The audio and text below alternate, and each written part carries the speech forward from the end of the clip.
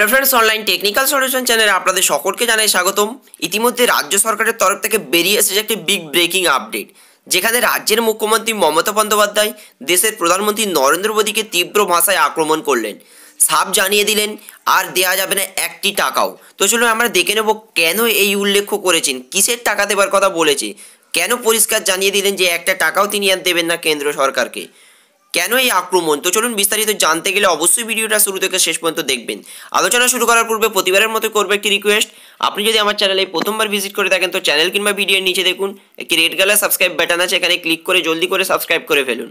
সাথে সাথেই দেখবেন পাশে একটি বেল আইকন আসবে, সেটিকেও প্রেস করুন যাতে এই চ্যানেলের মাধ্যমে যখনই আমি এই ধরনের কোনো লেটেস্ট ট্রেনিং হেল্পফুল ভিডিও নিয়ে আলোচনা করব তার সর্বপ্রথম নোটিফিকেশনটা আপনার কাছে পৌঁছে যাবে। তো চলুন আর দেরি না করে শুরু করা যাক।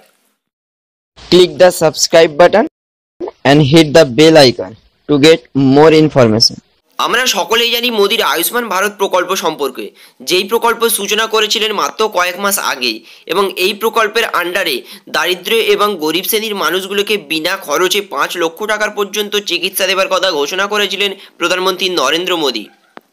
তো সেই প্রকল্প নিয়ে একটি আপডেট উঠে এসেছে, যেটা আজকে আপনাদের জানাবো, যেটা নিয়ে মুখ্যমন্ত্রী তীব্র আক্রমণ করেছেন প্রধানমন্ত্রীকে।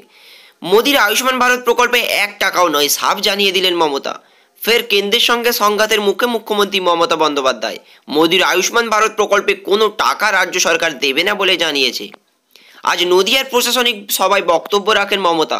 সেখানে তিনি বলেন এই প্রকল্পের জন্য 40% টাকা দিতে হয় রাজ্য সরকারকে, কিন্তু সেই টাকা আর দেবে না রাজ্য সরকার। তাহলে বুঝতেই পারছেন এতদিন ধরে যেই প্রকল্পের সূচনাটা করেছিলেন প্রধানমন্ত্রী নরেন্দ্র মোদী, সেটা কিন্তু পুরো টাকাটাই কিন্তু কেন্দ্র সরকার দিচ্ছে না।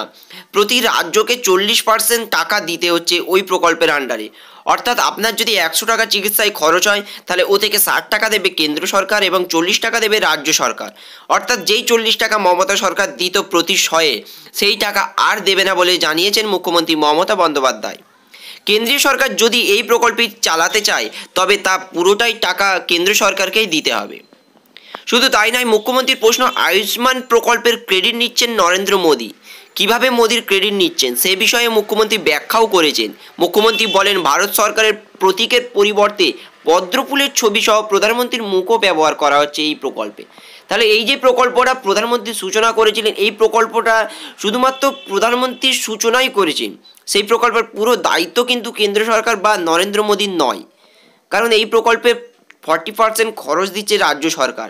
তাই এই প্রকল্পে পদ্মফুলের এবং প্রধানমন্ত্রী নরেন্দ্র মোদীর ছবি ব্যবহার করা হচ্ছে, যেখানে ভারত সরকারের প্রতীকী ছবি না দিয়ে পদ্মফুল এবং প্রধানমন্ত্রীর ছবি ব্যবহার করা হচ্ছে বলে তিনি এই কড়া আক্রমণ করেছেন। এবার থেকে তিনি আর টাকা দেবে না এই প্রকল্পের আওতায়, সাফ জানিয়ে দিয়েছেন। যদি প্রধানমন্ত্রী এই প্রকল্প চালাতে চায় তাহলে পুরো টাকাটাই কিন্তু কেন্দ্র সরকারকে বহন করতে হবে।